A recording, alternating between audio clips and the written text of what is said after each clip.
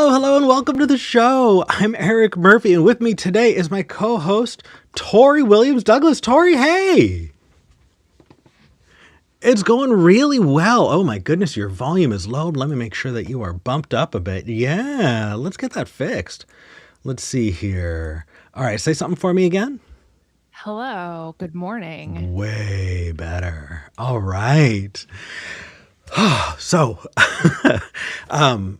hey everybody, welcome to the show. It is April 6th, 2025. Somehow. I know, right? We got through March. This year is going by like both very fast and also unreasonably slow. I feel like every week is like a month, but I don't even understand anymore. I don't. What is time? I know. But I guess before we dive into the topic, how have you been, Tori? What's new? What's going on? Oh man, what is new? Well, there, as a lot of people probably know, there were some protests yesterday, so I took my kids out. They were excited to protest Trump and Elon Musk, and so that's what we did. And it was a good experience. We didn't go to the big Portland protest. We went to a smaller one a little bit before that. And yeah, they enjoyed it. So that was an interesting experience. They made little signs. Yeah. Was it And was it the hands-off protest? yes. Okay. Yeah. So for people who are watching and this is a time capsule, what was the hands-off protest?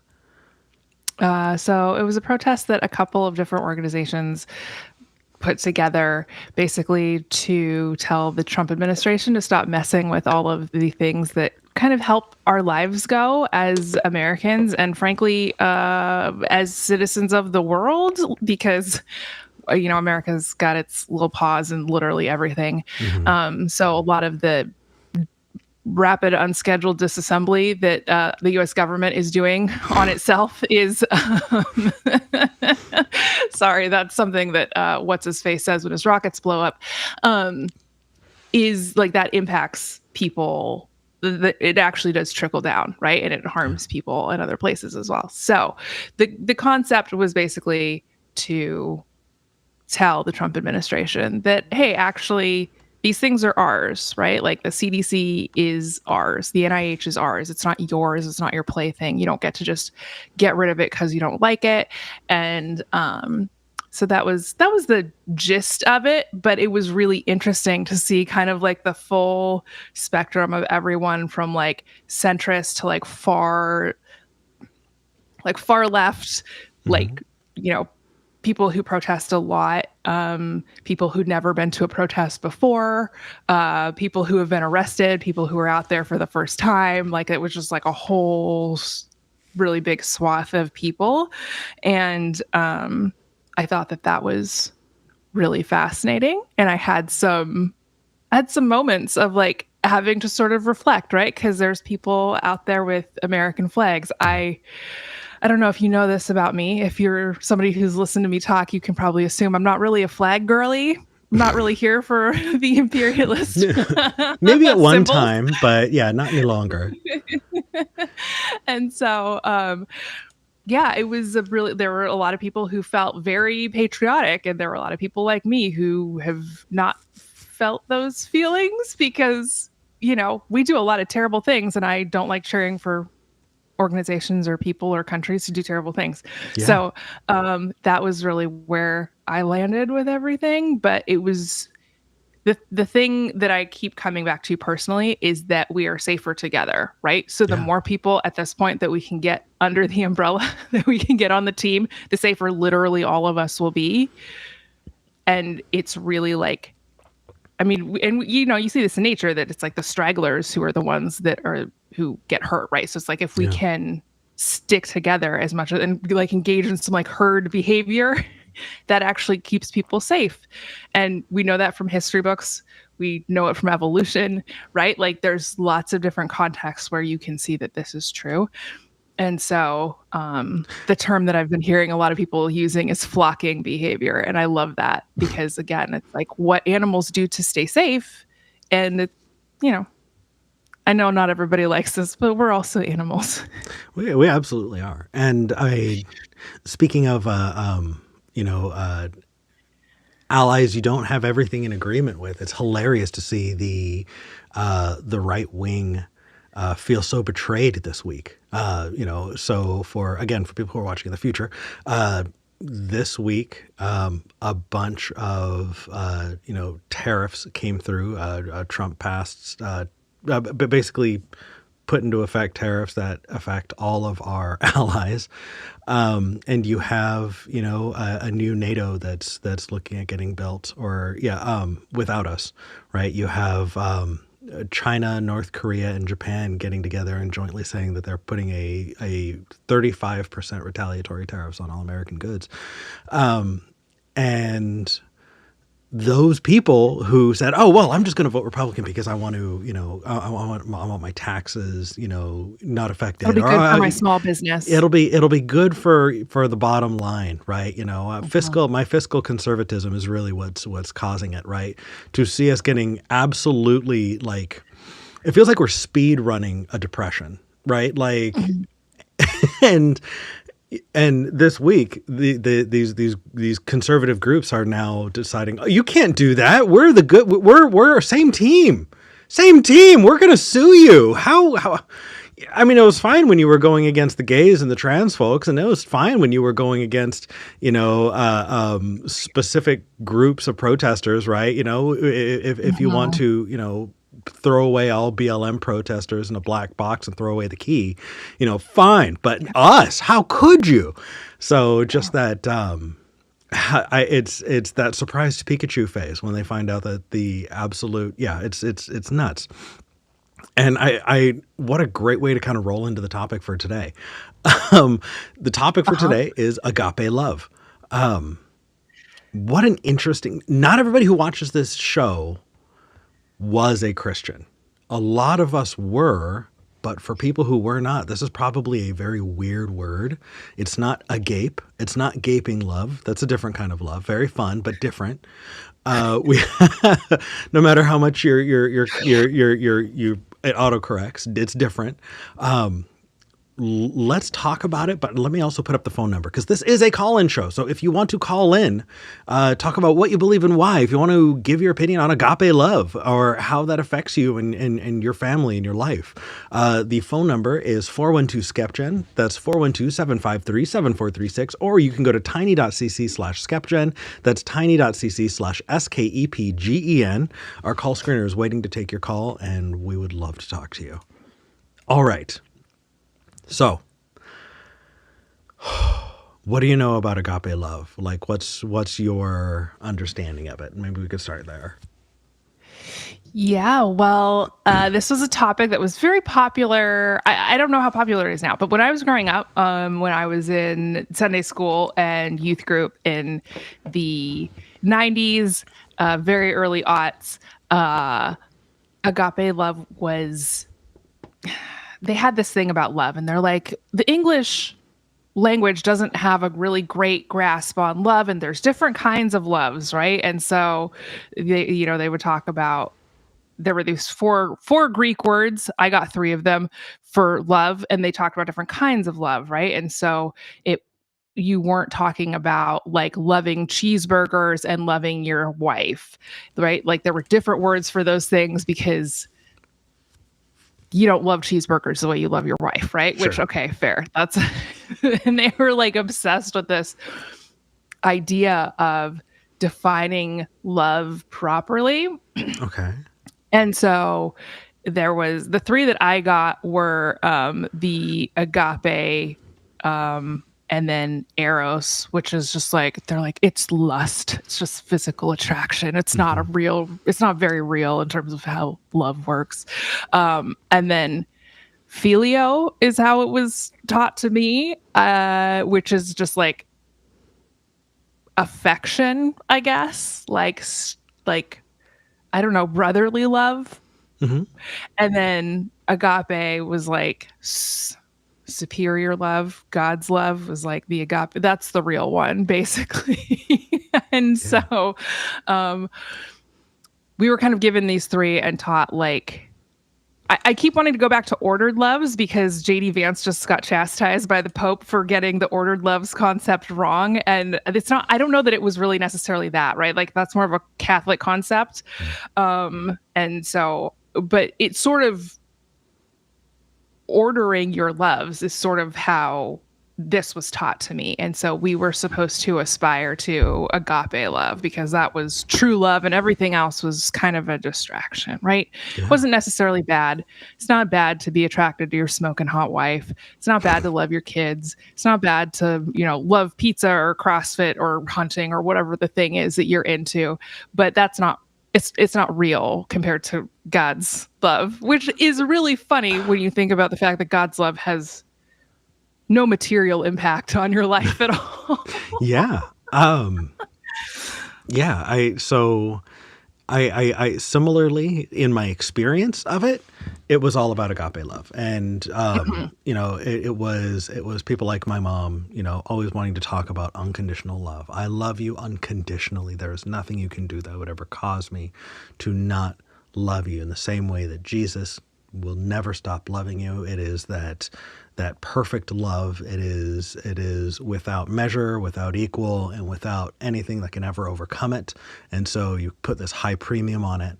And then it wasn't until like later on that I kind of got the context for it, right? So this goes back to C.S. Lewis, who wrote about the 4 kinds of love. It was a book, actually.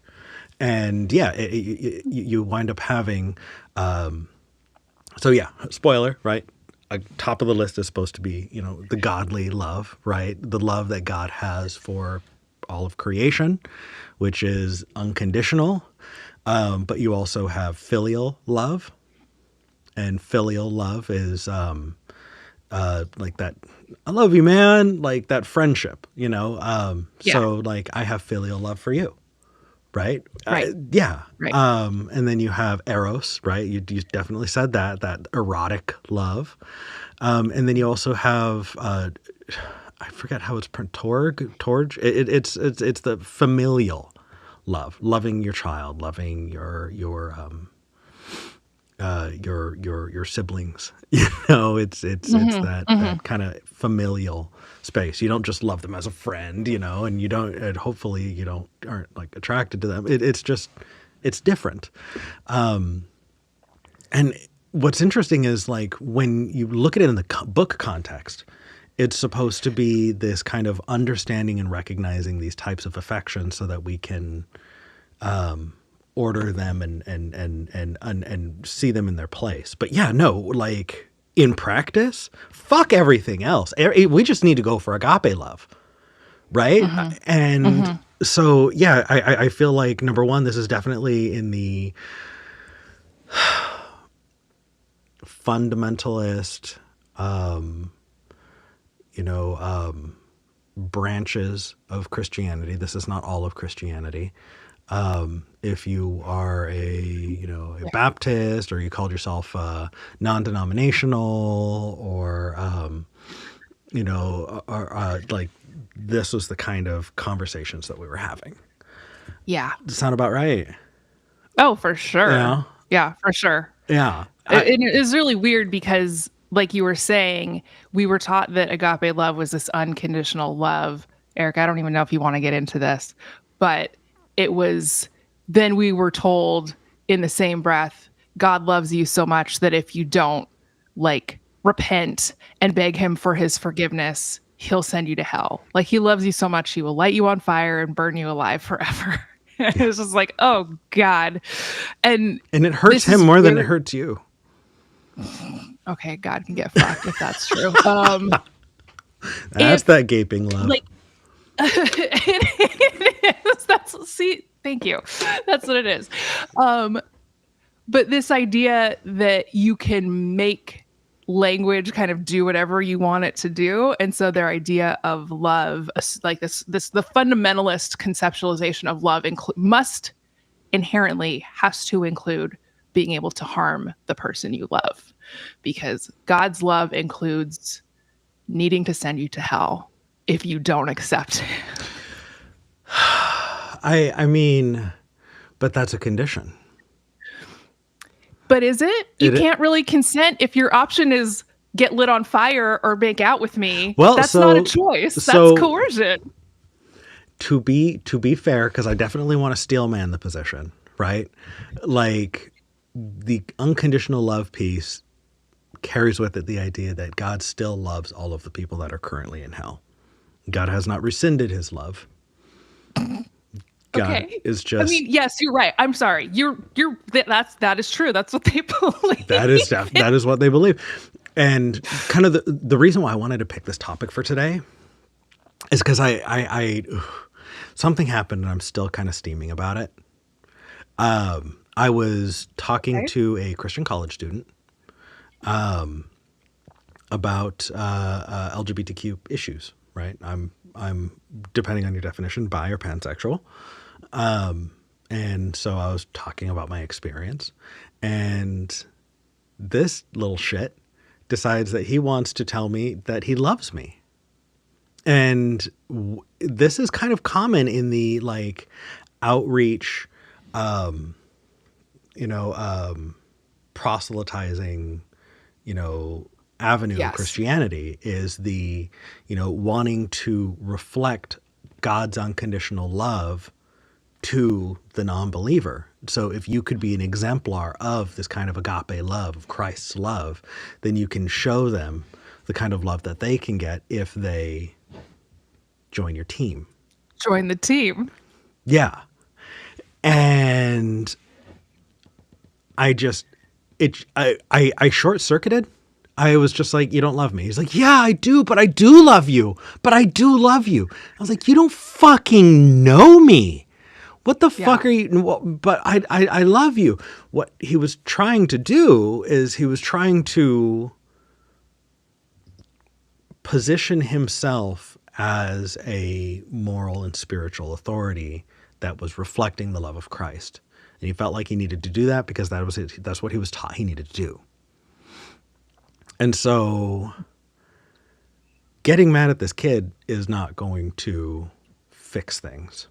But maybe talking about it and getting this kind of topic more under control can kind of help people understand. And like, maybe we can move the ball forward a little bit after today about how we want to kind of deal with this, right? So Yeah. if you are a Christian and you are watching, you do not love people you do not know.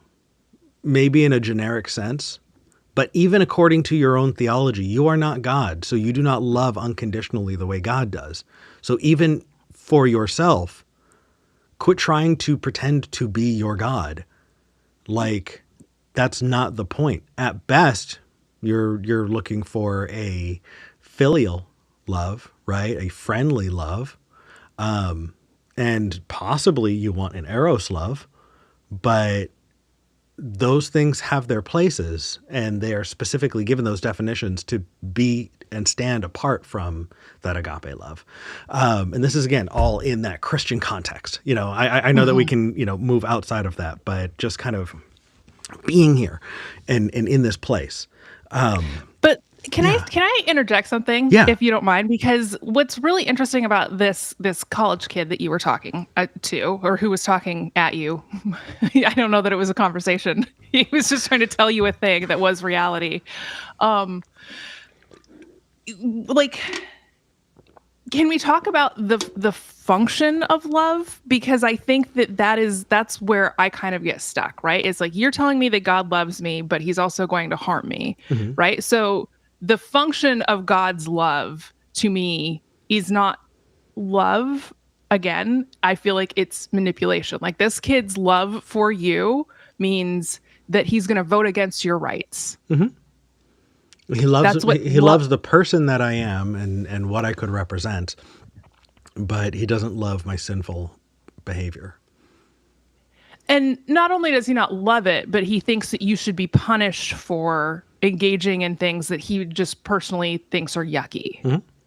Right? That not just punish. He thinks that the state should use violence against you when you do things that he thinks are yucky. And that is his definition of love.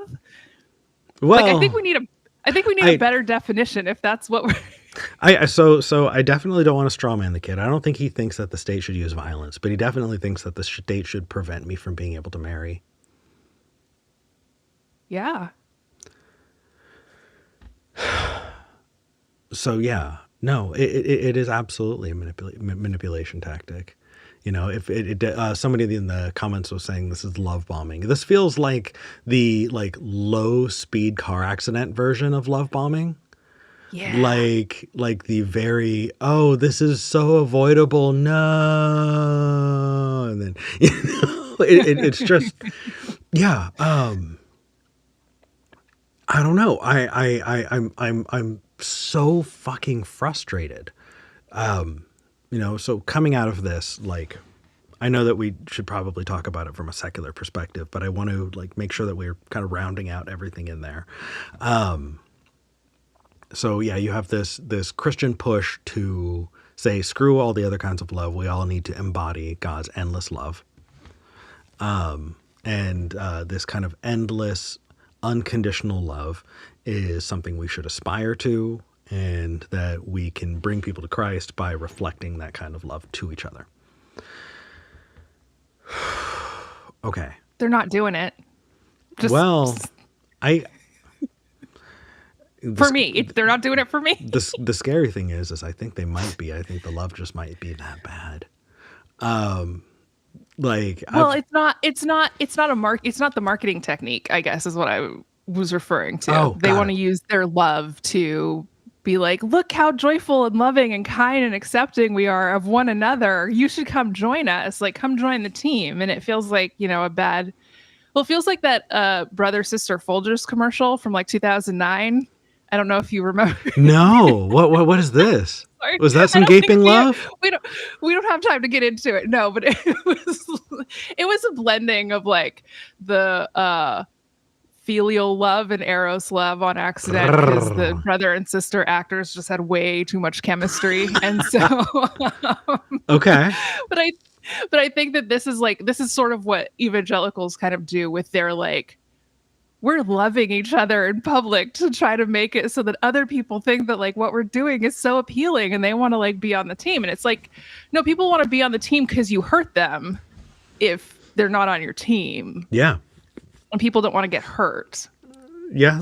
No, that's the stick, right? The agape love is the carrot, and the stick is existentially hell, but in the life we're living, it's the ostracization and removal of rights.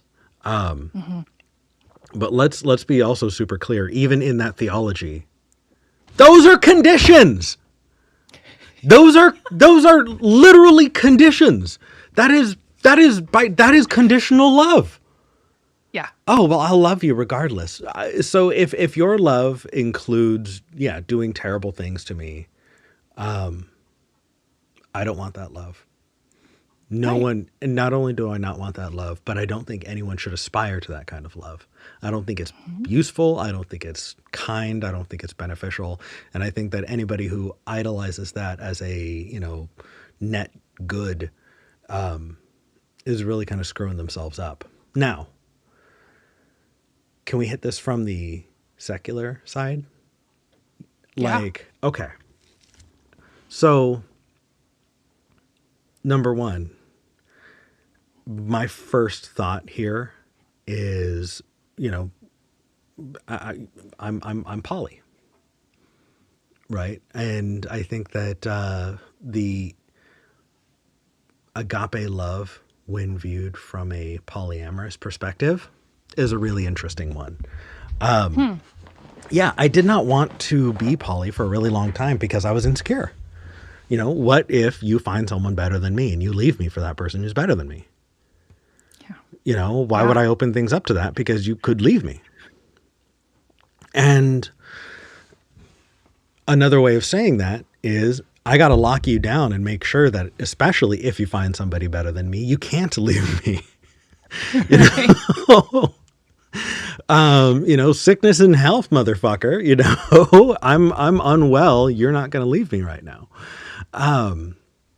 In practice, though, with my partner and with V and with other partners that I've had, when they are unwell, that is when I want to be there for them the most. Mm-hmm. That is Yeah. when I get to affirm that I love them, the most in a true way that is very important to me. And I feel like if the expectation is unconditional love, you lose the chance to reaffirm that love to each other, you know? Yeah.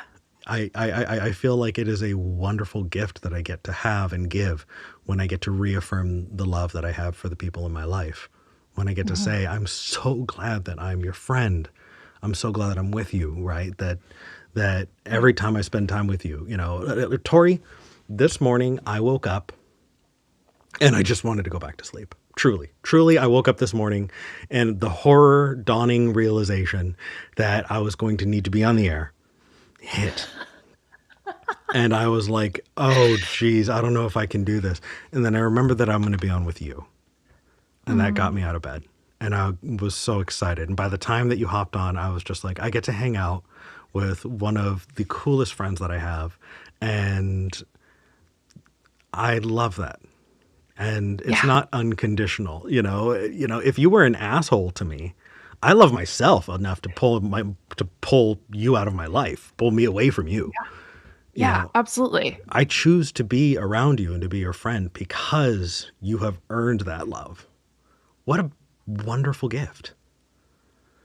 And we get to have that. I Yeah. was talking to my friend Drew, another friend who I love, someone who I truly care about. And we talked about it. And it's just like, if you went overboard, if you became abusive to the people in your life, I would not be there. And I wouldn't Mm. expect you to be there if I became, like that. I love you as much as I think you can love somebody else in that way. And there are conditions which makes this valuable and unique and special.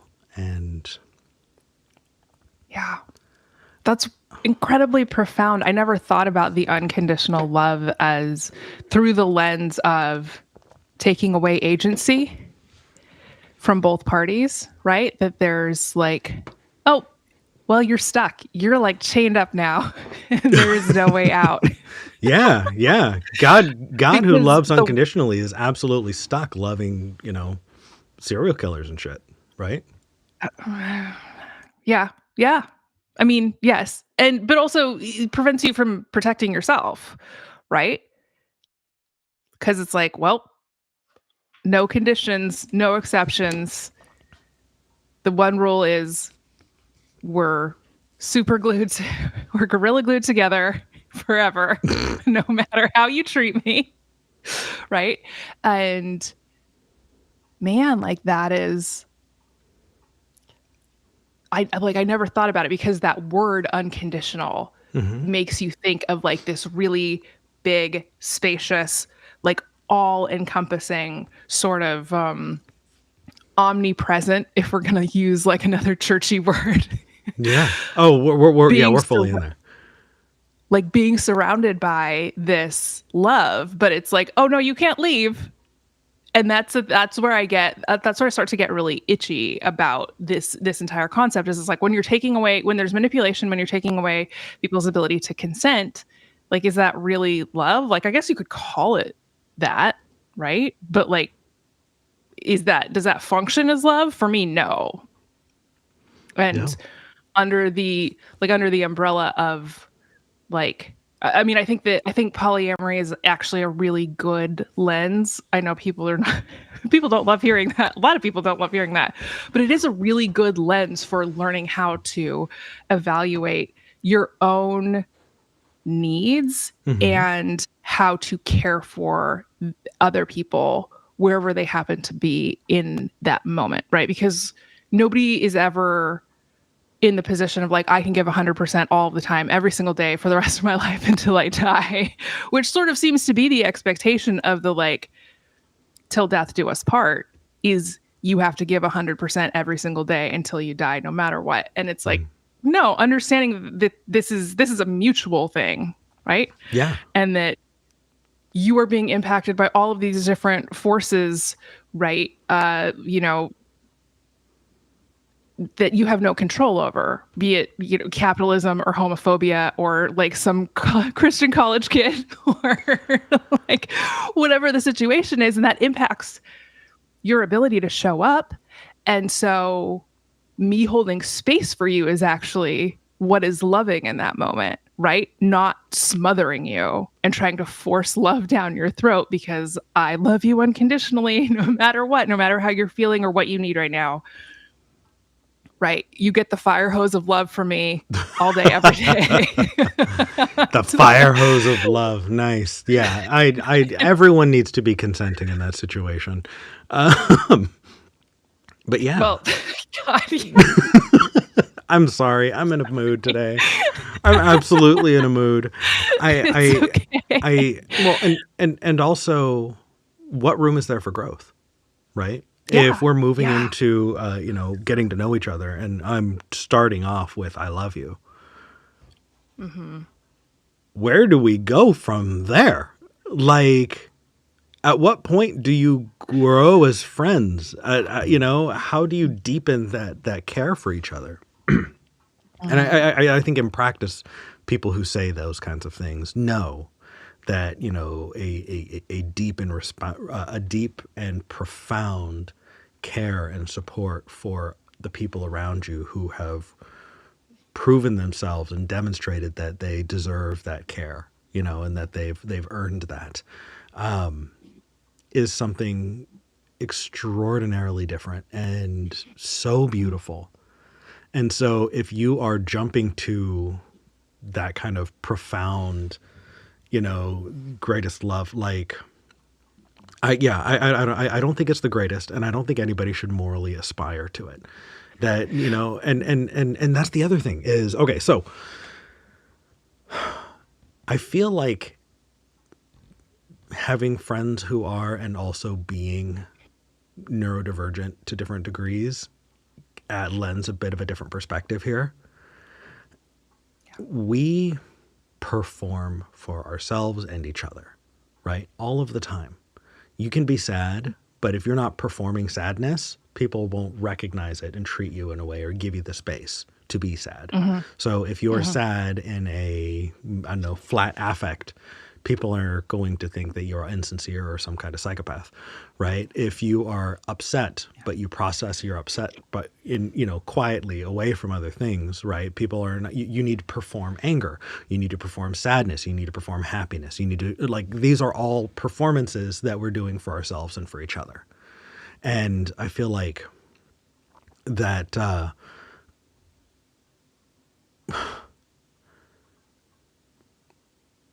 I don't know if I actually have like put it in these words to myself, but I think most of us, if not all of us, we want to see ourselves as the best version of ourselves, right? We want to be the best person that we can be. And so if you're aspiring to unconditional love, then you are performing that unconditional love. And that might mean that you are going to perform that love even when it's not deserved, because you need to feel like a good person, and not because they deserve it, and not because that relationship is good for you.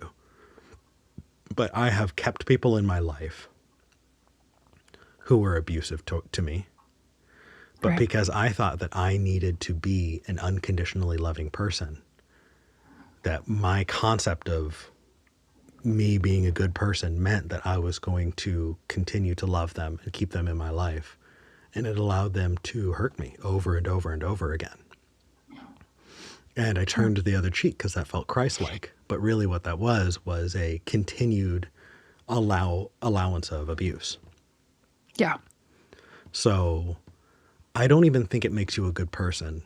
And I don't think it makes your life better to love unconditionally. If Mm-hmm. anything, it creates places for people to hurt you.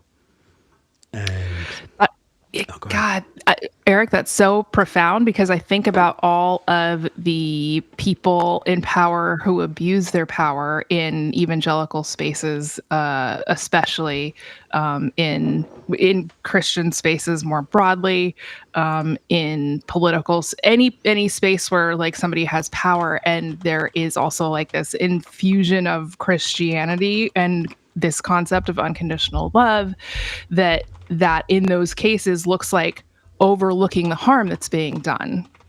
Yeah. Because I love you, you're my brother in Christ. I'm not going to hold you accountable. Right. Can't it be a loving thing to hold somebody accountable? Can we create that space? You know, if you need that kind of love, can we at least change? But that's absolutely not the way that we view it for ourselves and for each other. It has to be turning the other cheek. It has to be Right. creating space and allowing them to be in your life, even when they hurt you. Mm-hmm. So, and I feel like that always pops into my mind when I'm walking away from a conversation, and I don't get the chance to say it. Quit aspiring to it. It's not an aspiration. It is not beneficial to anyone involved. The only thing that it's doing is robbing you of the ability to develop and express those complex, relationships that grow better over time because you've had those chances to affirm and strengthen the ties with those people, and it creates space for really, really shitty things to happen. So yeah, no, agape love as a concept, I think, is toxic. I think it's incredibly not useful. I don't think it's aspirational. And I think that if you are out the gate telling somebody that you love them, what you're doing is you're telling them, I've got something to sell you. So anyway, we have like 6 callers. Do you have Call in Studio All up? right. Yep. All right. Who do you want to talk to first? Let's see here. I know we've got so many. Can we talk to Purple? Absolutely. Let's talk to Purple in Minnesota, who's been waiting for a half hour. Purple, thank you for waiting. You're live on the show. Hello. Okay, I've got you on the... I can't hear Purple. Oh, 1 second. Can you hear Purple now? Purple, say something Hello? for me? Can you hear me? Hi. Yes. Yay. Hi. Okay. Okay, what did you I want to had talk? originally called in to report on the protests here, but there was so much in that discussion I would comment on. Okay, well, talk to us. What's up? Well, I'm 60, so I've had my fair share of relationships over the decades. For sure. But first briefly on the protest, I live in a red pocket of a blue state. Okay. It's a city of only about 30,000 people. And the news reports are saying that we had 2,300 people show up for the protest yesterday. Nice. That they started at the library downtown, and the line on the sidewalk extended for like 5 blocks. That's awesome. Yay. One of my favorite signs out there was one guy had a sign that said, "It's so bad even the introverts are here." Nice. Nice. I'm happy to hear that people are turning up. Yeah, and the one at the state capitol, they were estimating about 25,000 people. Holy shit. That's great. It's amazing. Yay. That's, I have not seen protest turnouts like that in decades. Good. Wow, yeah. I bet. That's awesome. Yeah. Are you, does it feel like it's still kind of the same people turning up, or are you noticing kind of different groups that haven't been there before? Because go ahead. Well, like I say, the number of people, so it had to be a lot of new people. Okay. There was a protest there was a thing last month just protesting Trump in general, and that one was only like, a few hundred people. Well, I mean, shit. People have more reason to be pissed off now, for sure. Like, Yeah. I was definitely saying earlier that even supporters of Trump, who voted because they wanted to, they felt like Trump was going to keep their taxes low and keep their profits high, are seeing Yeah. their stocks plummet. And going, well, this is not what I signed up for. And so I think you're going to wind up seeing, more and more people, even from the right, even from the MAGA right, join in and protest against this.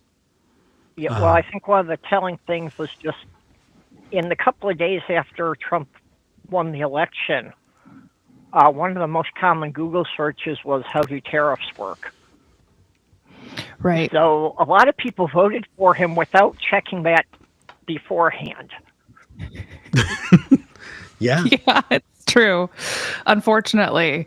And, I think the thing that's interesting is this is actually, a lot of this is exactly what he said he was going to do.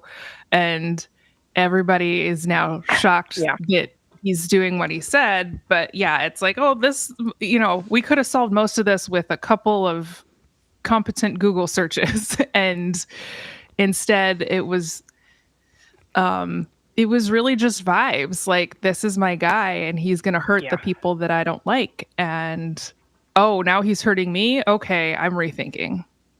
Yeah. Well, and I think that was the big thing with the protests is that, with Elon gutting all the social programs and the threat that people wouldn't get their Social Security checks. Oh, yeah. Yeah, absolutely. And that, I mean, that's enough to get a lot of people, I think, in the street. If you all of a sudden weren't getting your check, regardless of where it was coming from. Yeah. And this is something that I think about a lot, because it's like, well, there's people take a couple of different actions when there's no food. And maybe you should think about that before you start tanking the stock market on purpose and cutting off everybody's social safety nets. But yeah, I don't know. Here we are. I'm hopeful that this gets more people to kind of shake off the, oh, I just vote, conservative by default sort of stupor that they're in, and realizing like how policies actually affect them and their families, their communities. I'm hopeful. I don't know. I'm an optimistic person by nature, which doesn't suit Trump presidency super well, but here we are. And so, I know some people are at least going to come around, right? Like this is going to hurt some people, and they're going to go, oh wait, I think I was wrong here. Maybe I should think more critically before casting my ballot. So. Yeah.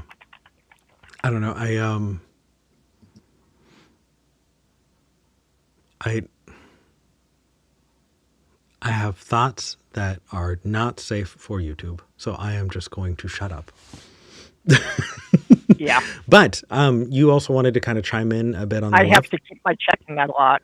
Right. Sorry, what? No, you're good. Purple. You also wanted to chime in on the unconditional love piece. I wanted to give you the opportunity. Yeah, well, there were so many things with that.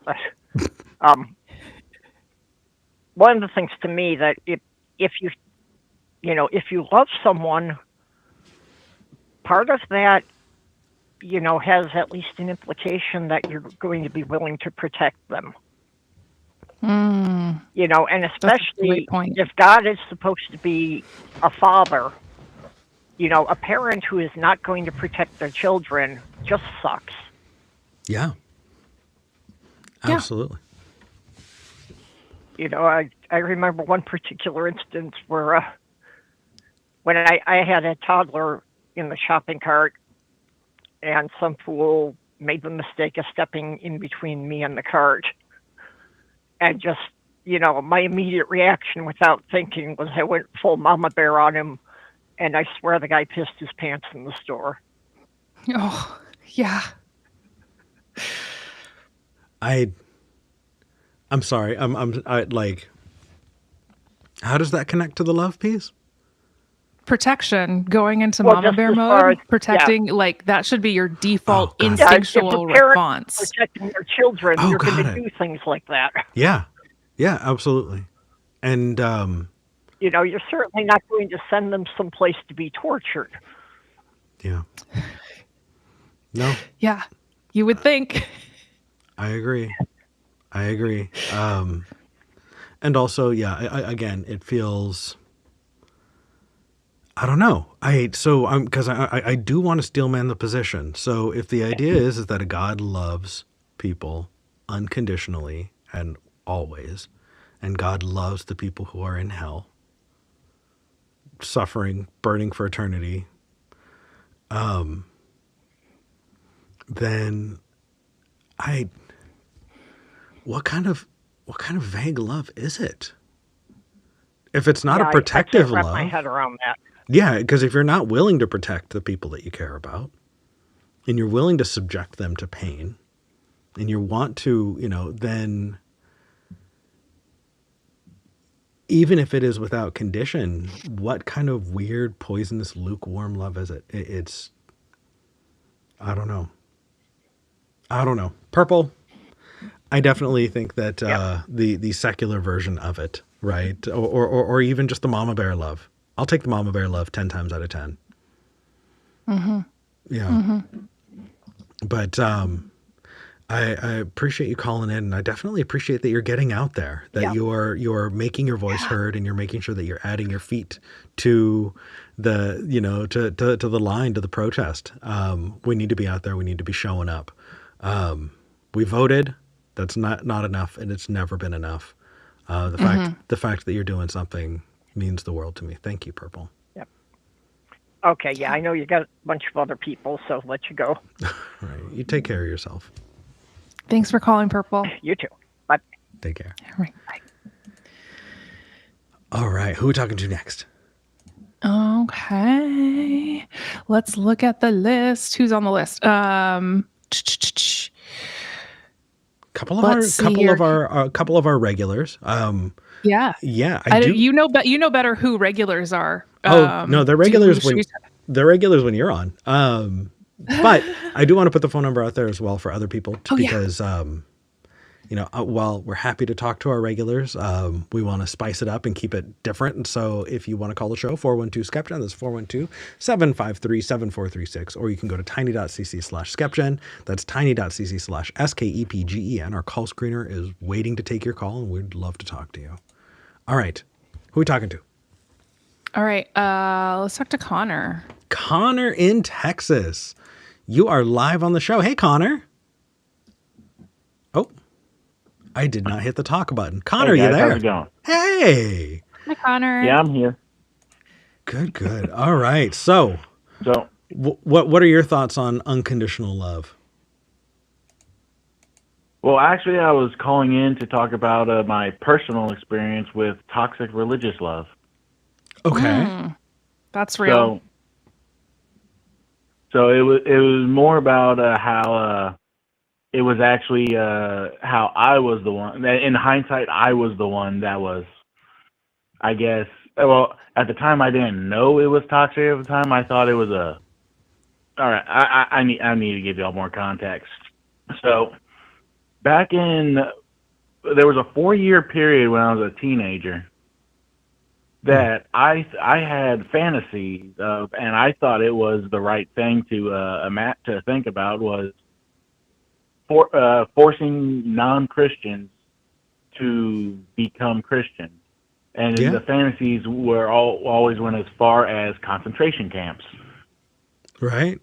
Yeah. That kind of persecution fetishization.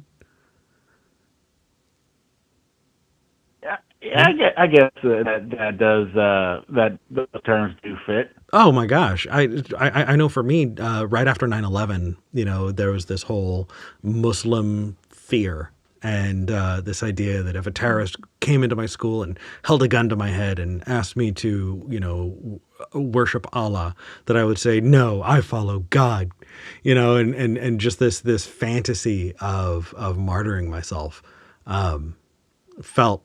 No, the fantasy wasn't about martyring. Oh, okay. What was No, the it was fantasy for you? my fantasy, and my fantasy revolved around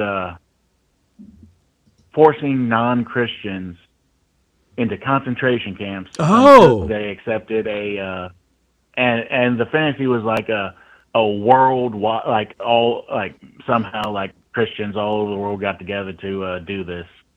That was that was, holy and from my shit. perspective, I saw nothing wrong with it from my perspective at the Mhm. time. That's Did you see terrifying. it? Did you see it as a loving thing to do? That we're going to just contain Yeah, all of I you did until at you the, accept Christ? I did. I thought I was, from my perspective, there was nothing wrong with it. I mean, now, I Right. mean, in the last decade or so, looking back on it, it's like, holy crap, that was fucked up. Yeah. Yeah. Well, I that's mean, good. I'm I glad you didn't got do to that point. anything outside of like fantasizing stuff. So Yeah. I, well, I'm trying to empathize. Like, I didn't think about that for non-Christians. I did definitely like hear a lot of people talk about, oh, when we go to war in Iraq and Afghanistan, we should just turn that place into a sea of glass, let God sort them out, nuke them all. Like, that was definitely a sentiment that I heard quite a bit. Mm-hmm. yeah, But I don't know. I don't know if it ever came up in the same conversation as love. I don't know. What about you, Tori? Is that was there crossover Oh yeah, there that anywhere for was you? yeah, absolutely. The idea that could you could you could justify almost any amount of violence against people if you were saving them from hell, if you were saving them from something so much worse, then really any amount of violence against them was justified because you were saving their souls. And what is a few days, weeks, months, years, what is a lifetime of torture compared to an eternity burning in hell? That was absolutely the logic that was used. Again, for me, like and when I was in high school, and the they didn't talk about it in those words so specifically, but like, yeah, it was very easy to get radicalized in those spaces towards, hey, we should actually think about using the state to constrain people who are not Christians. That is why America exists. Like, that was very much put forward, right? Christian dominionism. America Mhm. exists to make everybody in this country and everyone on the planet a Christian, whether they like it or not. So yeah, I definitely connect with that idea for sure. I've never thought specifically about concentration camps, but the justification of violence for sure. one thing I would add, like reflecting on it in recent years, or when I have, is that it also had significant overlap with the 4-year period when I had a crisis of faith and felt highly insecure about whether or not I believed it to be true, of my beliefs at the time. Oh, do you think you might have been kind of doubling down and trying to be extra extreme so that you could make up for any? Subconsciously, it's very likely. I mean, because I mean, after that all ended was around the same time like I found the different a different faith and went in that direction, and everything started to ease up and it started to go away, and to where it's like that an idea those ideas would not even be acceptable in my mind. That sounds familiar. That does sound familiar. That makes me think of. I don't think they're going to watch this show, so I think I'm probably pretty safe here. Speaking to Christian college students. The one I think who was the one who on day one I went, that person's going to come out someday. That person's not straight. I don't know it yet, but that person is not straight.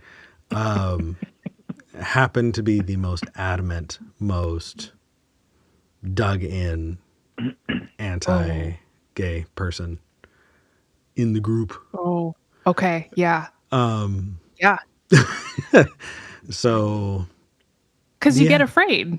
Yeah. You're afraid of going to hell. It's terrifying. The thing is, it's like, you being in the closet and masking in that way is exhausting. So you run out of energy to continue pretending. Most people do, I guess I should say. Some people power through, but well, I mean, this definitely feels like that powering through. I'm going to double down. I'm going to be as extreme as possible. So that way no one can point to me and wonder about me, because I'm leading the charge, damn it. I'm not gonna fall behind. I'm gonna be the most extreme. Yeah, no one will suspect me if I'm going in the hardest. Yeah. Yeah. Damn. Connor, I appreciate that you're on this side of things, and yeah. Now I just hope that we can hold on to this thought, because I feel like, I don't know. Actually, I don't know. My brain is going in a million different places. I'm thinking, is it really that difficult to imagine that people are going to advocate for concentration camps here in the United States again? And then if we have an understanding that those people are insecure, or that those people are hurting, or those people are afraid themselves, at what point is being empathetic or understanding, possibly where they're coming from, have anything to do with our fight back against it? I don't know. I'm going in a million different places. Tori, save me, please. I'm spiraling. Well, the thing that I always think about, right, is like, I'm sorry for being morbid, an active shooter situation, right? Like someone who walks into a mall, for example, with a gun and just starts shooting. Like that's a person who's gone through a lot of probably pretty horrific shit in their life, intentionally, unintentionally, just whatever. The empathetic thing to do in that moment is to stop them, right? Like that is the kind, loving thing to do. We can sort the other stuff out later, right? So for me, the way I see it is, it's like, I kind of look at it as like the triage thing. We've got to make sure that before we're dealing with kind of like, okay, you experienced a lot of trauma, you had a bad childhood, whatever the situation is, you were harmed, you were abused. It's like, nope, we gotta pay attention right now. Top priority is we gotta stop whatever is happening. And we can empathize with you, but empathizing with a person causing harm, empathizing with a person advocating for concentration camps, that's not going to be a priority over keeping, undocumented people safe, right? So we have to be able to do both, right? And we got to be able to do both at the same time. Like, I can empathize with you as someone who is the victim of really toxic religious love or zealotry or whatever the situation is. And also, well, okay, you need to protect the people that you want to harm. So here's me pushing back, right? I'm gonna try to put the hat on the best I can. Okay, so I like this view. I'm thinking out loud on the air. Probably not a great idea, but I'm going to do this anyway, right? Okay, so it is an act of love to stop someone from hurting themselves and others, especially when you can empathize and understand where they're coming from, jumping in and preventing them, right? So if somebody's having a manic episode and they're going to max out all their credit cards, you care about them, I'm taking your wallet, right? Like, cool, right? Somebody is going to go on a bender, you prevent them from doing that. Cool. So couldn't a Christian say, you are going to get gay married and go to hell? The most loving thing I can do is prevent you from being able to do that so that you don't. Yeah, absolutely. They can say that. I mean, They do say that. and the context of doing the loving thing to prevent them from hurting themselves and others feels like that goes that way too, no? Well, what's really interesting about that is it's like who gets to decide who's being harmed, right? Okay. Yep. And that's the thing with, me coming from evangelicalism, that's the thing that was always really interesting, was that it was the people with power who got to decide who was and wasn't being harmed, right? So, whatever, an evangelical might say, hey, the loving thing to do for all these undocumented people is to put them in open air camps, right? These are things we've done before, and people have felt like that was the wise, loving thing to do. But like, it really does come down to who gets to determine what harm is, you know? And so when you are looking at me and with a straight face saying an active shooter at the mall and like Eric who wants to get gay married someday, or at least deserves the right to get married, those are equally harmful. Like, no, go fuck yourself. I don't have to even engage. That's not a serious conversation. I don't have to engage with you with that. Also for me, like, so I think that we do have to ask people like, okay, what is the harm you're experiencing? And an evangelical will say undocumented people existing, queer people existing, these things are harming me. But like, what is the impact on your day-to-day life? Really? How many undocumented people are you really interacting with on a daily basis who are hurting your feelings by existing? Right. And so, yeah, when we're talking about harm, like my feelings being hurt or my religious feelings being hurt versus like material harm to another person, right? I'm going to say, sorry, those aren't the same, even if you're making the same argument, right? Even if you're making the same argument that I am making, my feelings being hurt and you don't have basic human rights, like, sorry, I don't weigh those as equal, even though, an evangelical sincerely would. And Yeah. I feel confident saying that as a former evangelical, that those things are weighted the same. And that's, honestly part of why I left. Yeah. That feels like a wonderful line to draw. Yeah. I don't stop people from doing things because they're going to hurt my feelings. Or God's feelings. So I wanted Whatever to. the case is. Yeah. Connor, talk to us.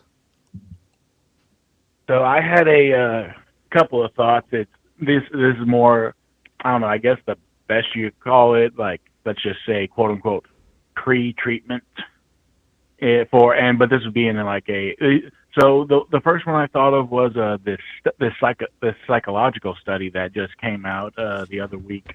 They published their results on what might be an effective way to at the very least reduce people's biases. So what the experiment they did was they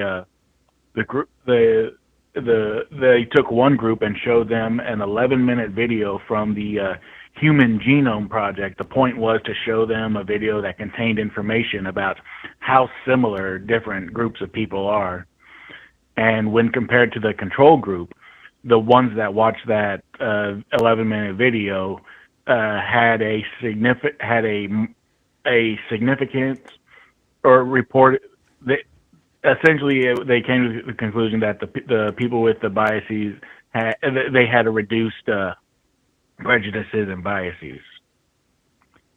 And then the other one I was thinking of was this. It's more of an anecdotal thing where this jazz musician for years and maybe decades, as he tours around the country, he makes it a point to go befriend Klan members.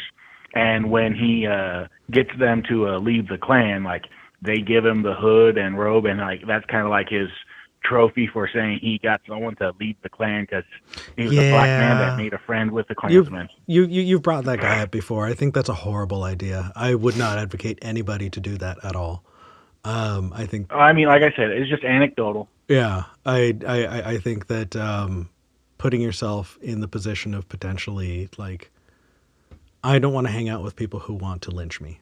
And the fact that somebody did that is interesting, yes, and also not aspirational to me. I definitely would not advise anyone that I love to hang out with people who want to lynch them. So yeah, but I will fully accept the, as so long as we're trying to find those things that make us, that we have in common with people, the more we're going to empathize with them and the more we're going to take their well-being into account, for sure. Tori, was there anything else you wanted to add before we let Connor go? No, that was great. Thanks, Connor. Appreciate you. Yep. Take Nice care of talking to yourself. you. Bye. Bye. All right. We have the caller who calls every time you are on the show. All right. Yeah. And it's fun every time. Let's talk to John in Canada. John, you're live. Eric, how are you, buddy? Hey, doing okay. Tori's here too. Say hi to Tori. Hi, John. Hi, Tori. How are you? Doing well. How are good. you? I'm good, good. Good. Tori, I don't Good. want you to take this the wrong way, but I like it when your hair is down. Oh, okay. Cool. I just didn't have time this morning. I like it when my hair is down too. Okay.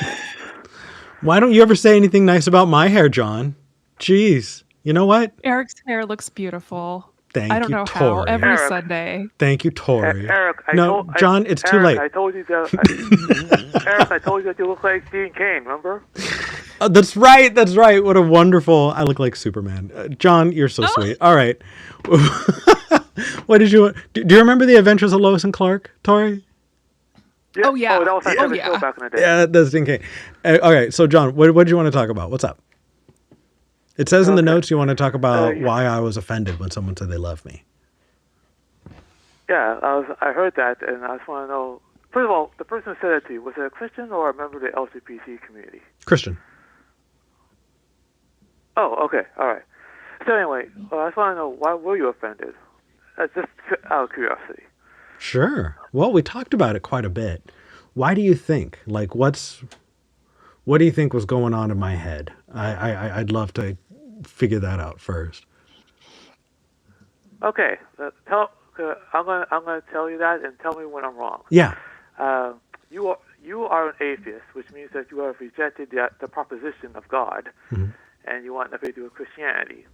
So when a Christian came up to you and said, "I love you, brother," you felt like he was pushing his religion onto you, even though you rejected it, and you feel like it's an infringement of your rights. Am I correct? No. But I get why you would think that. That, like, I get how you would get there for sure. So I think that, first off, I don't think you can love someone like that, right? Like, you can care for people in general, but when it comes to loving a stranger, that's really low on the love totem pole, Sure, you can say, I have empathy for other human beings. That's great. But when this person said that they loved me, I think what they were doing is they were trying to emotionally manipulate me. Could you see how I would get there? How would you get that? I don't understand. Sure. Why would you think that? Absolutely. So what this person was trying to do is they were trying to say, that they cared about me very, very much. And what they were doing was out of love. And what they were doing was advocating for me not being able to marry the person that I love. Right. Oh, I see. So let me see. So would it be similar to saying, like, let's say someone is gay, and a Christian says, you shouldn't be gay or marry that person, your partner, because you might burn in hell, and therefore I'm trying to save you. Is that the logic? That's exactly it. Oh, okay, all right. Well, I can't speak as to the motive. Well, here's the thing: is I feel like we live in a world where there's not a lot of love. There's not. It's just, it feels really cold. It feels like we're in a world where people are, biting each other's heads off all over the place. You probably feel that way too, huh, John? No? Am I wrong?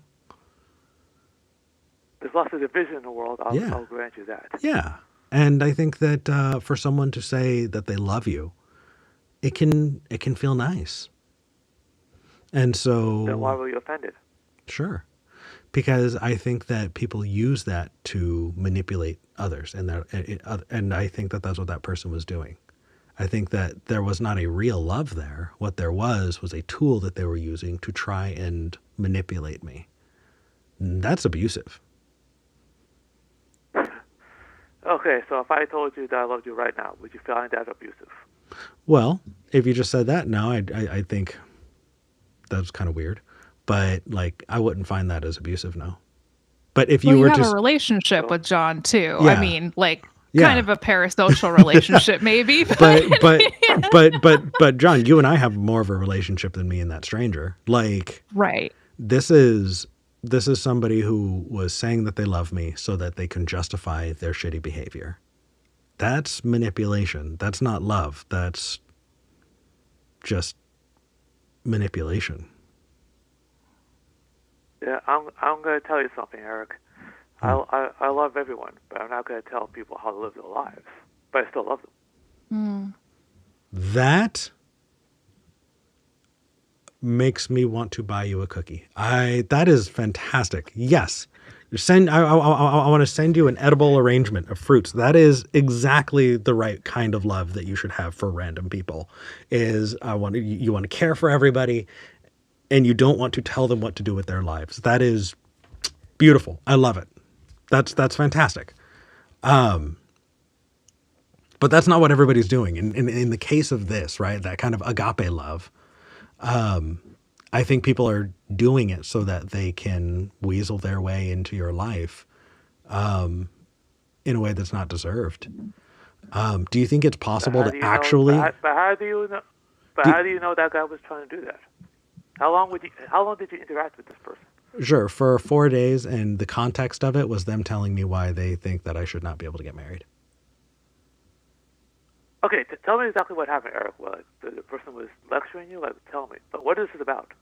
Oh, sure. It was about gay people being able to get married in the United States, and how he felt like he had a religious problem with that, and he does not think that they should be able to get married because it denigrates marriage. And marriage needs to be between one man and one woman, and and so he did not want to appear like he hated me, and so he jumped ahead of that and said, "Well, I love you as a person, and I want to show you God's love, and also I don't want you to have rights." Okay, so did the guy like grab you and pull you into a room or something? Like, what? How exactly did this come about? So it was a conversation that we agreed to have together. Oh well, if you agreed, then you knew what his position was going in. Well, absolutely. I just was not expecting him to tell me he loved me, or use that as an excuse to try and say it's totally okay for me to think you don't have rights because I love you. That's weird. Don't you agree? Like that. Okay, that's weird. Well, Eric, is he going to actually prevent you from marrying B? Is he going to do that? If he could, he would. But Yeah. is he going to? So that's an interesting question, John. Do you think that I should only take it seriously if he had the power to? Well, you went in there knowing his opinion. He stated it to you. And that's that. But you're still going to do what you're going to do. You can't fault the guy for telling you A, what he thinks, and B, what you agreed to talk about.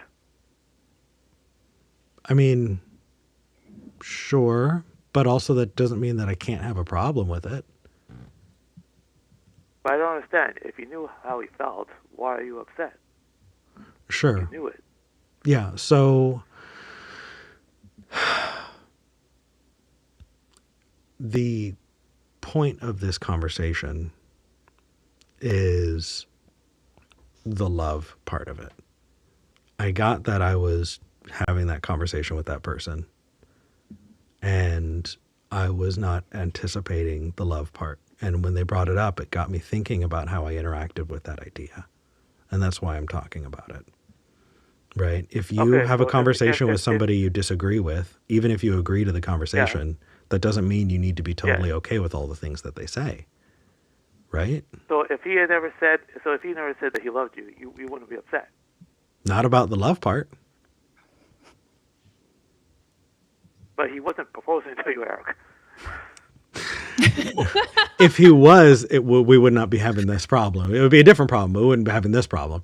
But so John, I'm having trouble following. Are you saying that if you have a conversation with somebody and both people agree to have the conversation, that they can't have problems with what the other person says?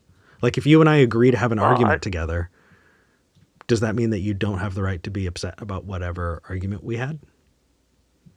Well, when two people speak and then an argument ensures two things are going to be said that the two people are going to regret. For instance, you and I, we've had our arguments, but we come back to each other. It happens. Yeah, and also you and I have said things that we both cringe about, right? Yes, I remember that, yeah. Yeah, we look back and we go, oh, geez, I shouldn't have said that. Or, hey, that person was mean to me. You have the right to feel that way, right? Like if I say something that's really mean to you, you have the right afterwards to be like, man, Eric was really mean to me. Oh, yeah, that's true, yes. Yeah.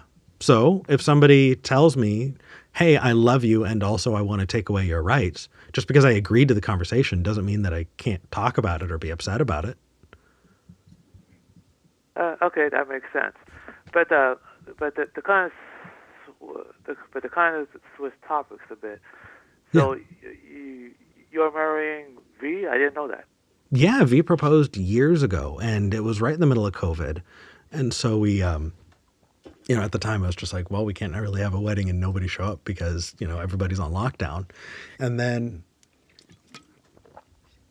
after that, we were just like, okay, let's start making plans. And, John, weddings are crazy expensive. As far as I'm concerned, we're married. It's just when we can get together and have a celebration with all of our friends for it, that'll be that. Oh, part. I can imagine Matt, Aaron, Katie Montgomery, what's her name, all your friends, Jim Burrows, all of you hang out together after the ceremony. Yeah. Not friends with all of them. What, there's Trouble in Paradise night? There's Trouble in Paradise, Eric? In the atheist community? Oh, come on. Behind the scenes there's always drama, especially on YouTube. I kind of moved away from all of that stuff just so that I could just focus on doing my own thing and not get sucked up into it. But I feel like it would be very immature of me to be picking fights with people, other YouTubers and all that on the air for no reason. So I'm going to kind of keep that stuff off air. I hope you understand that. Oh, I see. I understand. Yeah. Is Tori invited? Duh. Absolutely. Absolutely. Of course. John, was there anything else that you wanted to talk about? I feel like we both completely sidelined Tori in this conversation. I wanted to give Tori the chance to talk too. Okay, if you want to involve Tori in this conversation, how are you, Tori? Hi, John.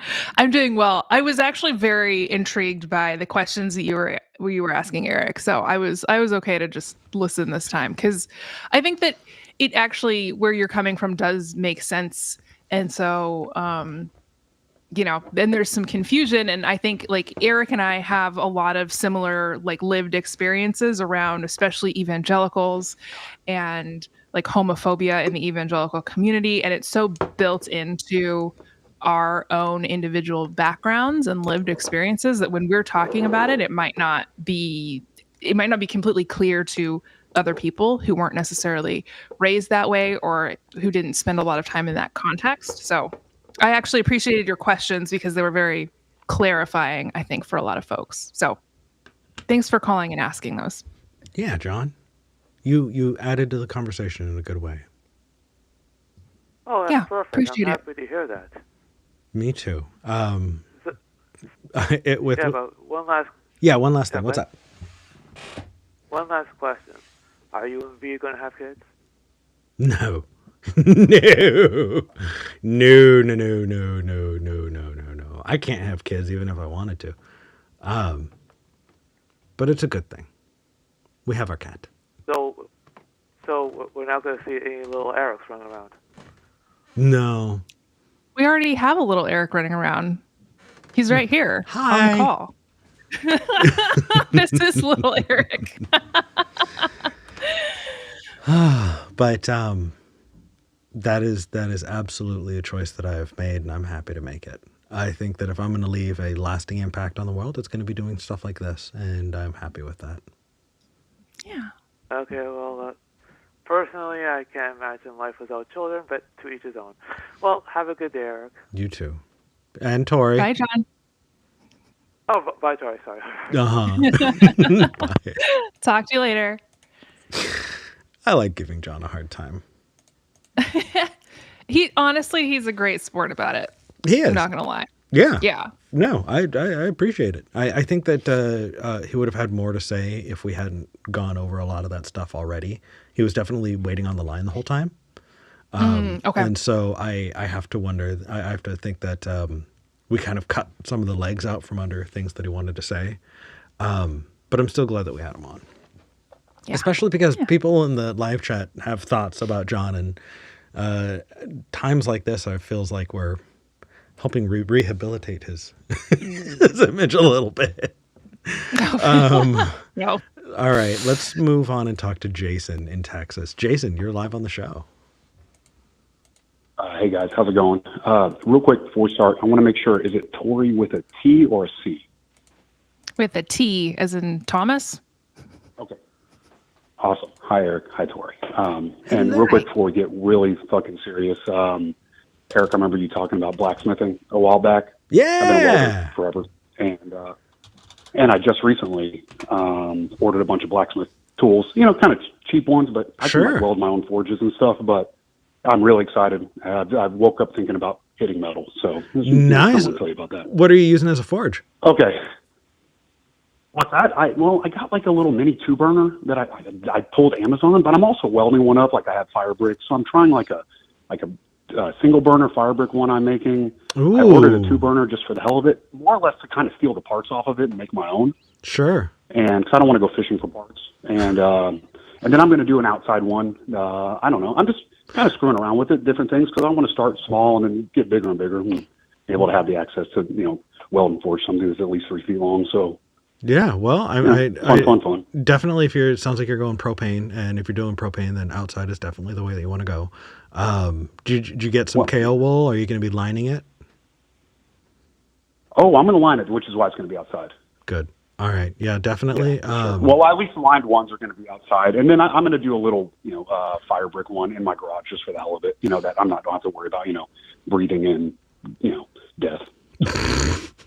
No thanks. For sure, so, for sure. Right. If I have any advice, it's just while you're starting out for a while, stay away from forge welding. Don't like the flux stuff. Like flux will absolutely demolish the inside of your forge. So like really. Oh yeah.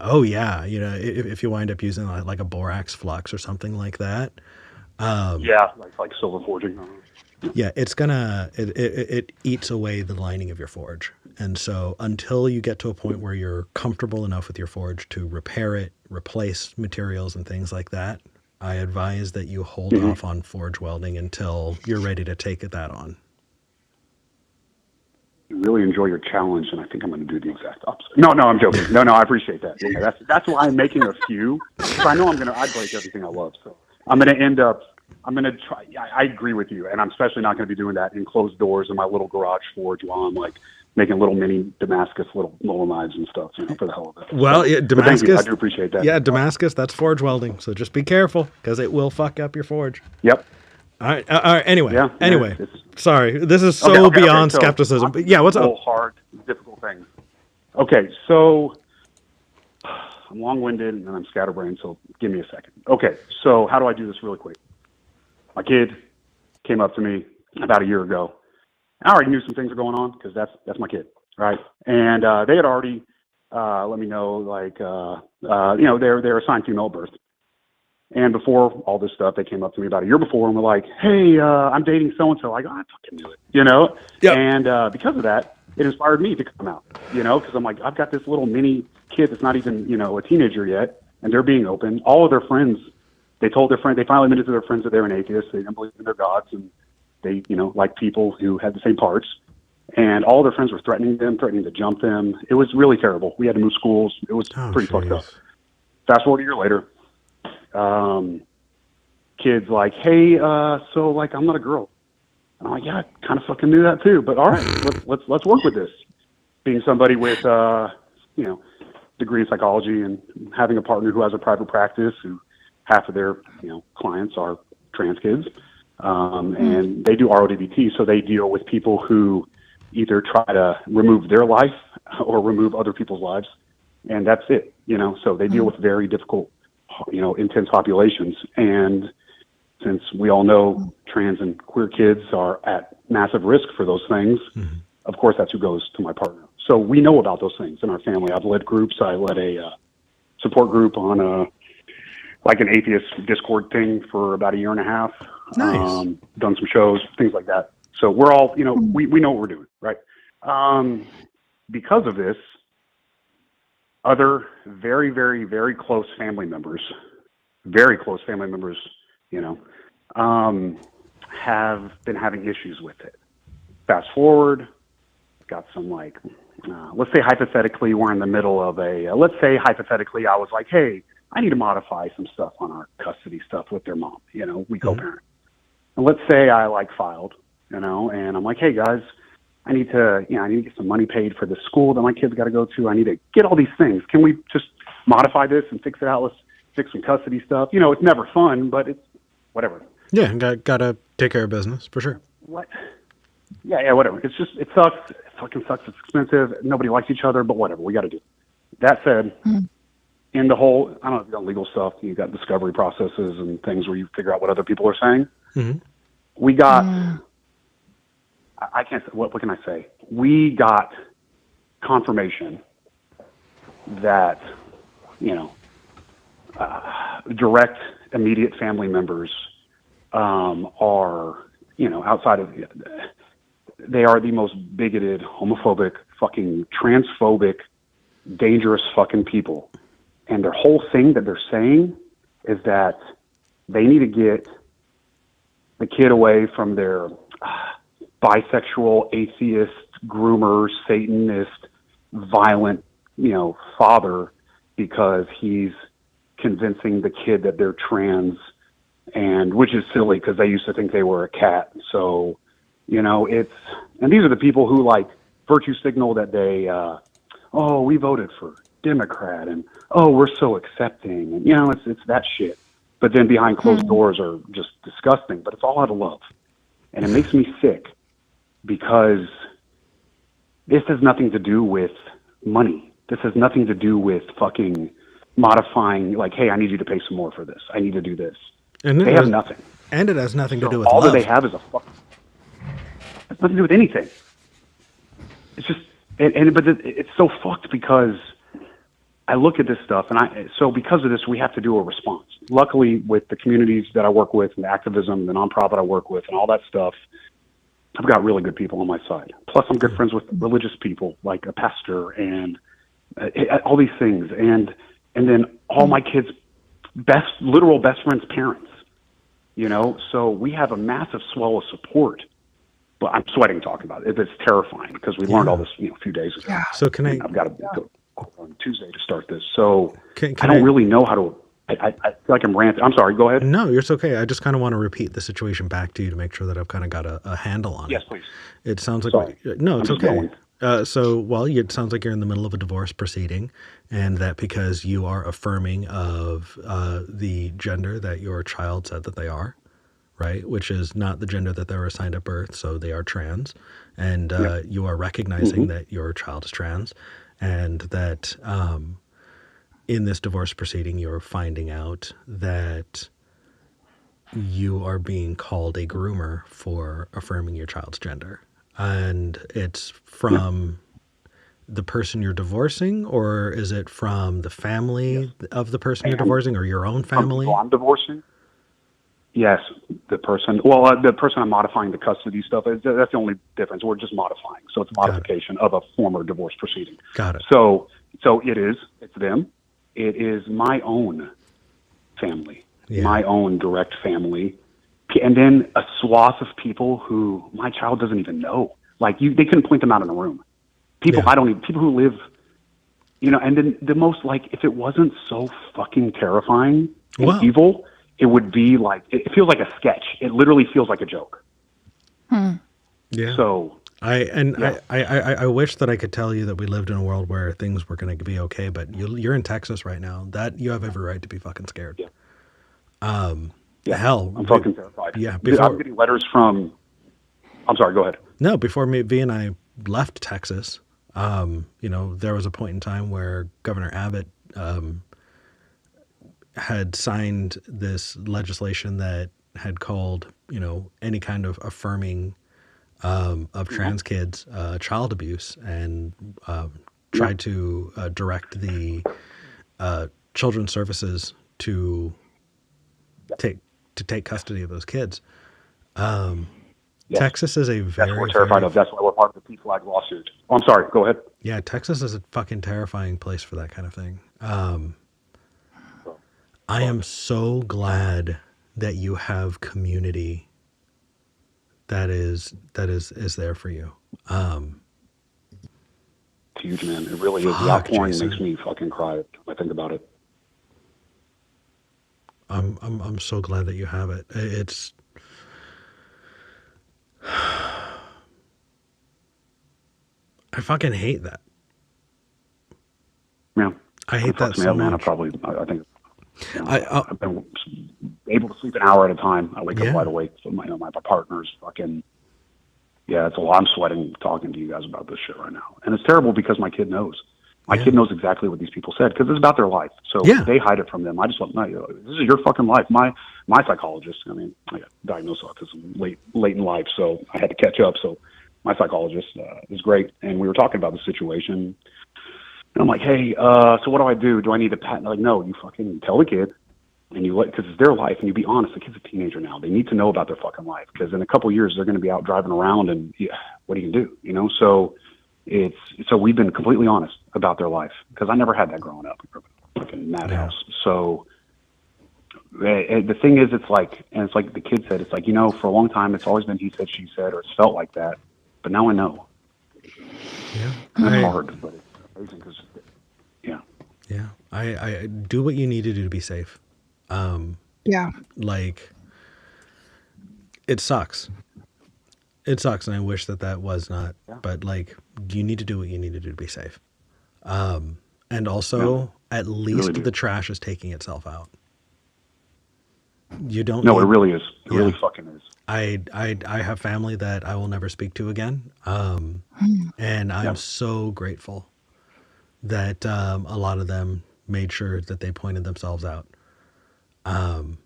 Same, dude. So fucking same. I mean, it's heartbreaking. It's like, honestly, it's not that heartbreaking. It turns out that, at least in my situation, the people who don't want to be in my life because I'm an atheist, well, they wouldn't want to be in my life because I was queer at this point, but we didn't know that at the point. So they'd already disinvited themselves from my life. But it was a lot less drama once they were gone. Turns out those people were kind of shitty to begin with. So yeah, they were. Yeah, right. They were. So like, what the fuck are you really missing, anyways? Yeah. Fuck them. Yeah, that's what my partner says. But the thing that's hard is that, like, and it pisses me off because being a fucking obsessive nerd, who can't stop studying. You're calling into the right show. Biology. Of course, yeah. I understand the biology and the physiology of, like, attachment. You know what I'm saying? Yeah. So I was telling my partner a couple days ago, I'm like, I hate the fact that this fucking bothers me. Because I hate these people already, and I already knew they were fucking unsafe. But like what the fuck? But it's just the way they described it. It's just It's grief. You got to deal with it. It's natural. It's what you got to fucking deal with. You're having realization. You got past the bargaining stage. Now you're dealing with it. So. Yeah. Move past bargaining. Nothing's going to happen. Like literally nothing good's going to happen. Don't wait for anything good to happen. Don't even hold out hope. It's great. Just let go. I mean, that's about all I got. I mean, it's pretty fucked. I saw Richard in the chat, Gilliver in the chat earlier. He's a good buddy of mine. We've been talking about this some, and he knows a little bit about what's going on a little more in depth. So it's just a real shame because just watching them, because the thing that's fucked is this, and I won't take up too much of y'all's time, is that they're making it about me, but that's a load of shit because they're fucking targeting my kid. They're trying to erase their idea. They're doing what cults do. They isolate, and then they do the whole fucking bite model shit, and that's what they're doing. They're fucking gaslighting the kid. But luckily, this kid got indoctrinated with things like critical thinking growing up and the ability to think for themselves. And, how dare you? You know, indoctrinated to not be indoctrinated, more or less, right? And that definitely sounds like groomer shit. Yeah, how dare you? You're thinking no, and that's the thing that's fucked is because when you see what's going on, all these people are claiming that I'm the one doing this, and it's just invalidating my kid's own fucking existence, and it's disgusting to me by making it about me too. It's so fucking sick. Yeah, makes me sick, man. It really does.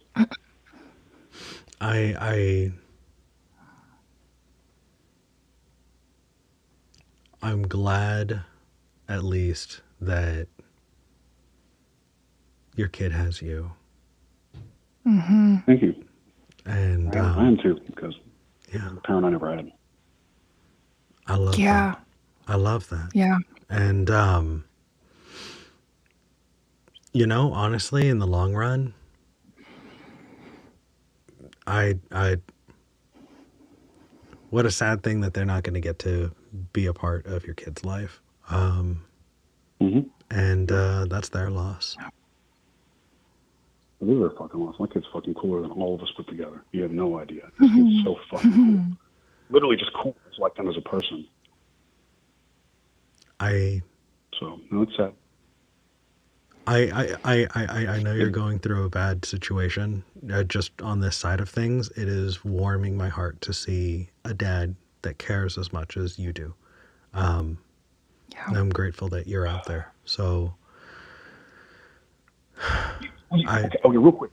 Okay, this just not triggered, but there's something I wanted to ask, and specifically Tori, because they were bringing up this earlier whenever I figured out what y'all were talking about. Yeah. So we've been bouncing around the idea that, let's say years from now or whatever, whenever, that like all this, the dust is settled, and then like the kid wants to talk to like my parents, who are the ones that are doing these fucked up things as well, and like let's say they want to like try to give them a chance to repair, right? For me, or even let's say like right now after the cases or whatever, you know what I'm saying? Like, hey, if you really want to repair this, you need to do these things and these things. And I was talking to my partner about it, and it doesn't set well with me. But at the same time, the kid needs to do what they need to do, and they need to learn from what they need to learn. So I just wanted to know what you thought about encouraging them to approach something with repair. For me, no, fuck them. I don't care what they do. Fuck those people. But I don't want to like steer my kid. I want to give them the best advice and I want to protect them, but I don't really fucking know what to do with that. I don't know. I wanted to get your opinion because I know they love them in their own disgusting way, but to me, it's like a dog with rabies. I hate it. I just need to stay away from my house. So I think that you have done so much. You've already laid so much of the groundwork to protect your kid. I think it's totally within your kid's right to try to reach out to your parents and see if there's some form of a relationship that can be had. You know, I think that kids are curious, right? And they want to know where they come from and who they belong to and like, how did I get here? Right. And so, you know, as someone who's been, you know, no/low contact against my will with my own parents for several years at this point, I will say that like, it is ultimately your kid's decision if that's something that they want to make, if that's something that they want to pursue. And also, you have laid the foundation for them to have a very strong sense of self. And a zero tolerance policy for bullshit and being treated like garbage. And if your parents can't get their fucking act together, your kid is going to see right through them, right? Like they're going to sniff out the bullshit if that is actually what is happening. And they're going to go like, yeah, actually, I don't need this, right? But the curiosity is valid. Like kids, I think we all, culturally, we forget that kids are just brand new people and they don't know what's going on and they're trying to orient themselves in the world. And so, yeah, I mean, I think that you probably don't have anything. Realistically, I think there's you probably don't have anything to be afraid of in that way. Like just give them the information as you have it when they ask for it, in terms of your experience, and then let them have those conversations. You know, if you set them up with like the right expectations of like, yeah, this is how it went for me. This is how they treated me. This is what they believe. This is why they taught me X, Y, and Z.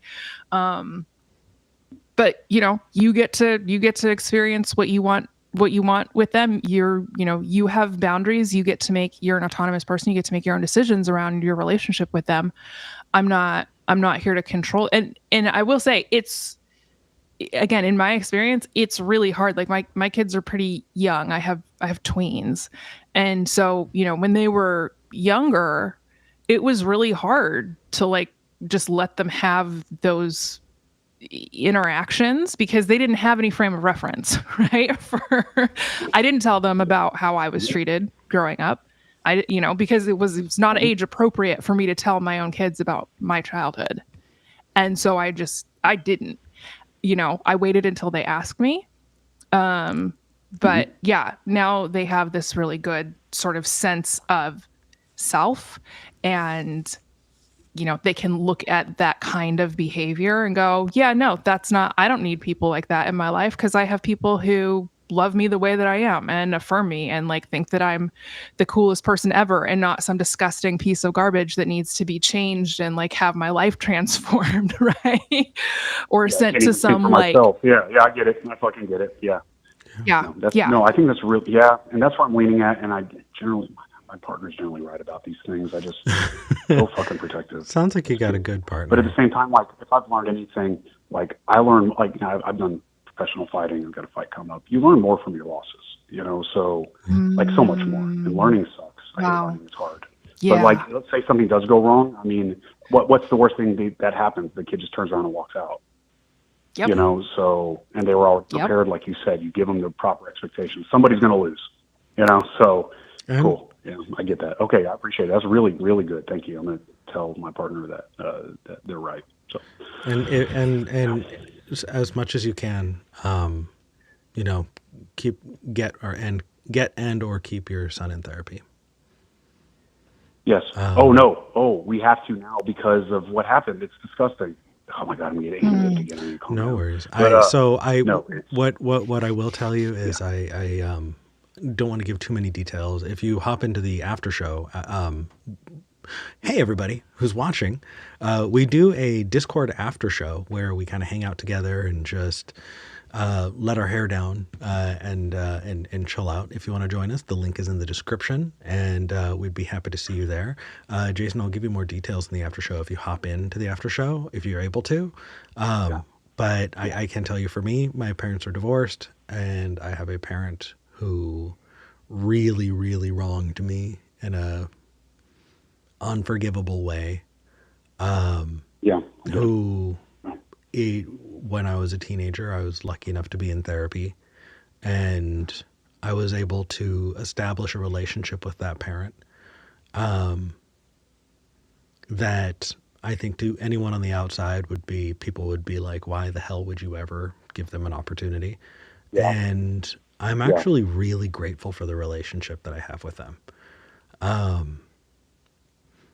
And it was something that I had to do on my own terms. And so when I say like the therapy thing, I'm not saying that as like a generic kind of, but like from personal experience that helped me get through my scenario.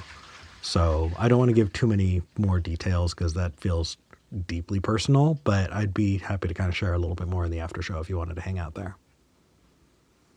I'm about to set up for a tattoo, so I'm just going to throw it on and listen. I'd like to hear you talk about it. That'll be interesting. Thank you. I appreciate that.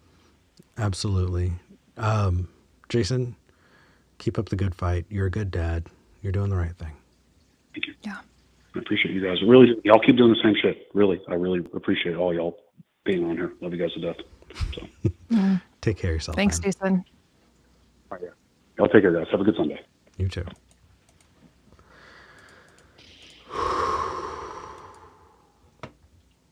That's heavy. Oh God, I can't even. As someone who co-parents, I can't fucking imagine. I really, since not living in Texas, like, oh boy, Yeah. Jason is a brave motherfucker. Like that's a lot. And I feel like I kind of want to bring up that, like, there are too many people who would say, just leave Texas. It's like, when you're co-parenting, you can't necessarily leave. You can't. No, that's not even fucking legal. Yeah. You so can't. That's considered kidnapping. Like, you would go to prison. So yeah, when that is the scenario, you have to. Boy. Yeah, You just have to protect yourself and your kid as best as you can. That's all you can do. And right. And there are times when you're probably going to need to do what you can to be safe. That's the most important thing. You know. Yeah, absolutely. Yeah. All right. I'm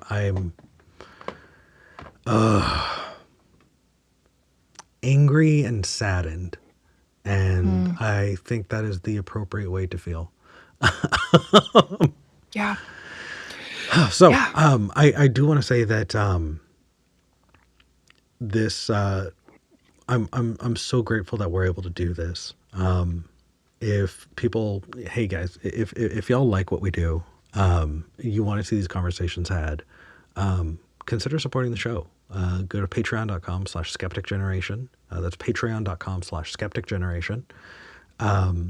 I made the decision not to do an episode last week, specifically because Patreon is what pays for Call-In Studio and stuff. I couldn't run Call-In Studio without doing it, and it was a fifth Sunday, so I didn't want to charge 5 times for the month. But really, it is directly making sure that this show can happen. Also, super chats. We read the super chats at the end of every episode.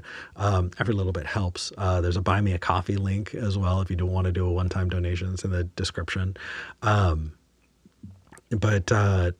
I think it's time to read the super chats. So let's do that. We actually have 2 super chats today. We have My Unfinished Journey sent 222. Thank you, My Unfinished Journey. It says, Hail Nero, Eric and Tori, and hail flocking. Hell yeah. Q sent $2. Thank you, Q. Says, moo, meow, ribbit, hoot, oink. Giraffe noises. I don't know what understand. giraffe noises are, but I want to. Now I want to know. Right? I think elephant noises. That's not a giraffe noise in my head. I don't know. But thank you, Q. Tori, how can people find you? Oh, you can, if you were so inclined, check out my podcasts. I have 2 of them. Yes. I have White Homework, which is about anti-racism and collective liberation, aka flocking, I guess, and how we keep each other safe and, stay joyful and stay connected in the midst of everything that's going on. And then I have a very cheeky ex-evangelical podcast called Go Home Bible, You're Drunk, and that I co-host with Justin Gentry. Eric was just on, so if there's an episode to check out, you should check out the one that Eric was on. If you want a little taste of what we do on that show. Yeah, we talked about Shadrach, Meshach, and Abednego. Abednego. I don't know how to pronounce it. They taught it to us wrong when we were kids. They said Abednego. Yeah. Which is not it. No, but it rolls off the tongue better. It does. It was definitely a lot of fun. I really enjoyed it. And for people who haven't seen it, to check out the podcasts. Tori is amazing. I'm going to hop over to the after show. Will you be joining me, or do you got to go? I can click in. That sounds great. Let's do it. That sounds awesome. All right, everybody. Thank you so much for joining. Yeah. Did we make progress on talking about agape love? I think we did. I mean, Yeah. there's so much to talk about it. There's so much to talk about when you think about the fact that like millions of evangelicals are like sitting and listening to someone talk about agape love right this moment. I think there's probably plenty more to talk about. But I mean, I think we made progress. Yeah, go to a Christian bookstore and the number of like, you know, devotionals and stuff and books that are dedicated to this kind of shit is absolutely mind-boggling. And we're still, if you go to a Christian bookstore, go in and ask if they have any books about Agape and see what they say. and if you're looking for gaping love, that's the wrong store to go into. I mean, you could be creative. I'm sure you could find something. I am absolute. There's nothing I can say that's not going to get demonetized. There should be a Christian bookstore OnlyFans, like a Christian bookstore themed OnlyFans. I would pay for that shit. That'd be really funny. Oh my God. Could you imagine? All right, let's get into the details in the after show. Everybody, thank you so much for joining. I'm Eric Murphy. I'm Tori Williams Douglas. This was Skeptic Generation. I'm glad we had this talk.